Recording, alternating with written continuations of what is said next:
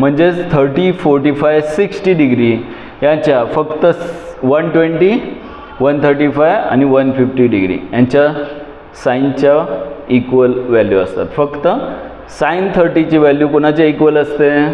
Sign 30ची value sign 150च्या equal असते. Sign 45ची value कोणाच्या equal आहे? साइन 135च्या. साइन 60ची व्हॅल्यू कोणाच्या इक्वल आहे? साइन 120 डिग्रीच्या. आणि कॉसची व्हॅल्यू मात्र कॉस 30ची व्हॅल्यू √3/2 असेल तर कॉस 150ची व्हॅल्यू -√3/2 आहे.